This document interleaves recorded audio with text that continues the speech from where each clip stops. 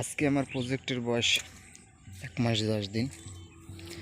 দেখুন আজকের গাছের কন্ডিশন কী অবস্থায় আছে। প্রতিনিয়ত আসলে ভিডিও দিতে পারি না, আসলে এই মাঠে খুবই পরিশ্রম দিতে হয়। এই যে করলা গাছে 40 দিনেই ফুল এসে গেছে। এই যে দেখুন জাংলায় উঠে গেছে।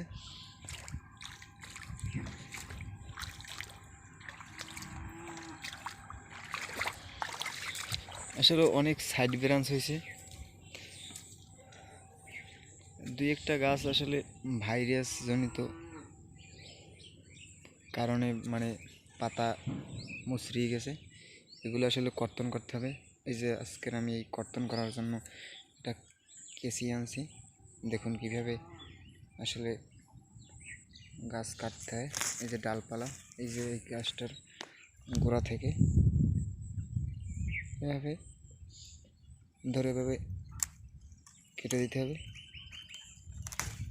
এই যে এটা একটা মোজাইক ভাইরাস, এর জন্য আসলে ওষুধ আছে, ভালো মানের ওষুধ আছে। আসলে এটা দিলেও অনেক সময় কাজ হয় না, তারপরও এটা কন্টিনিউ দিতে হবে। আর বৃষ্টির জন্য বেশিটাই সমস্যা। এই একটা দেখুন, এই আগাটা, এই যে এগুলো যে গাছগুলো আপনার আসলে আক্রমণ করে এগুলো কেটে দিতে হয়, না হলে আপনার সমস্যা হয়। দেখাচ্ছি আপনাদের, এই দেখুন এভাবে কাটতে হবে।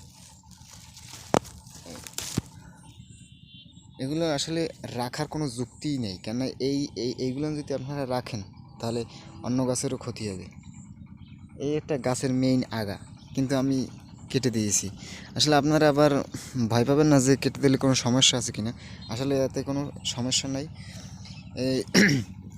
এই এটা একটা মোজাইক ভাইরাস, এই ভাইরাসে ধরলে আসলে গাছের আসলে গ্রোথ কমে যায়, তারপরে ফল হবে না, ফল সেটিং হবে না। তাই এই এগুলো কাটতেই হবে মাস্ট।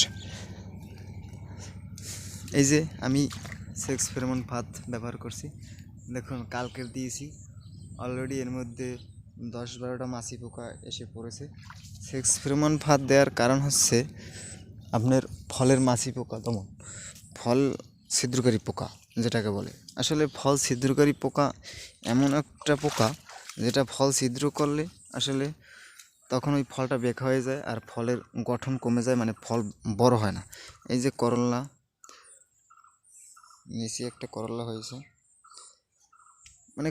সময় হয়ে এসেছে, আর 10-12 দিনের মধ্যেই এখানে করলা থোকায় থোকায় আশা করি ঝুলবে। এই যে দেখুন, এই যে সেক্স ফেরোমন ফাঁদ, অনেক মাছি পোকা পড়ে গেছে একদিনের ভিতরে। এটার উপকারিতা অনেক। এই একটা আছে করলা গাছে ভাইরাস জনিত রোগ, এই যে মোজাইক ভাইরাস, এগুলো আপনার কাটতেই হবে মাস্ট। এই যে এভাবে আপনি কেসি দিয়ে সুন্দরভাবে কেটে এটাকে, মোজাইক ভাইরাস দেখছেন পাতা কুকড়িয়ে গেছে, এটাকে বলে মোজাইক ভাইরাস। এর জন্য ওষুধ আছে, ভালো মানের ওষুধ হলো মোভেন্টো দিতে হবে, তার সাথে দিতে হবে ইকোম্যাক আছে, ইকোম্যাক। তারপর থিপসের জন্য আছে স্পোনোসাইট, স্প্যানি কোম্পানি আসলে অন্য কোম্পানিও আছে, আমি যেটা বাজারে পেয়েছি সেইটা বলছি। এই যে গাছগুলো আসলে কুকড়িয়ে গেছে, এগুলো কেটে দিতে হবে অবশ্যই। আপনি আবার ভয় পাবেন না যে আসলে এই গাছগুলো কাটলে গাছের কোনো ক্ষতি হবে কিনা, না আসলে কোনো ক্ষতি নেই। এই যে দেখুন,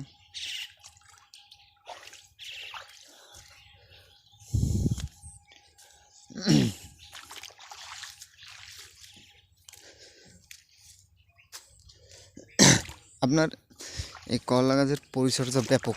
করলা গাছে ভাইরাস জনিত একটু সমস্যা বেশি দেখা যায়, তবে পরিচর্যা ঠিক মতন করলে আসলে কোনো ভাইরাসই আশা করি হবে না। মনে করেন আমার 2-1টা গাছে একটু সমস্যা হয়েছে, বেশি না, আমার গাছ আছে 250 পিসের মতো, তার মধ্যে 4-5টা গাছ এরকমের সমস্যা হয়েছে। কিন্তু তাছাড়া আপনারা দেখেন গাছের কন্ডিশন প্রত্যেকটা গাছই সুস্থ সবল আছে এবং করা এসেছে। এই যে দেখুন, এই যে করলা অলরেডি সেটিং হওয়া শুরু করেছে। আশা করি 15 দিনের ভিতরেই ফল পাওয়া শুরু হবে।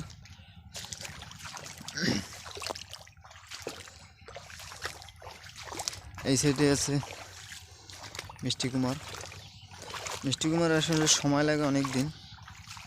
আসলে আপনাকে এই 6 ফেরোমন ফাঁদ কিন্তু অবশ্যই দিতে হবে, এটা কিন্তু একটা বিশেষ উপকারিতা আছে।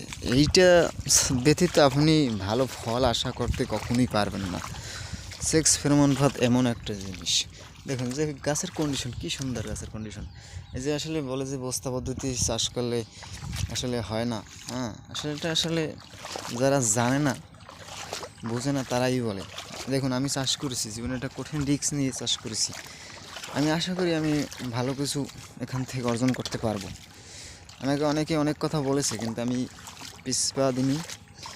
নিজের চেষ্টায়, নিজের উদ্যোগেই, সাহস নিয়ে এত বড় একটা প্রজেক্ট নিয়েছি। 465 বস্তা এখানে আমার সবজি আছে, তার মধ্যে মিষ্টি কুমার, লাউ আর করলা আছে।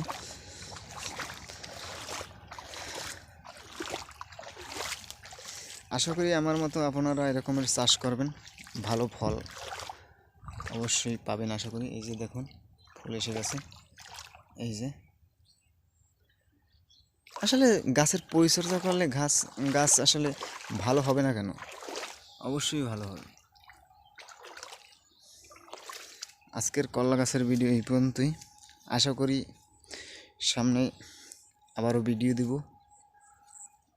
আর যদি পরামর্শ আপনারা জানতে চান অবশ্যই কমেন্ট করবেন। আমি যতটুকু জানানো আমার পক্ষ থেকে সম্ভব আমি জানানোর চেষ্টা করব, কিভাবে এই বস্তা পদ্ধতিতে চাষ করা যায়। আমি যতটুকু জানি সম্পূর্ণটি আপনাদের জানানোর চেষ্টা করব।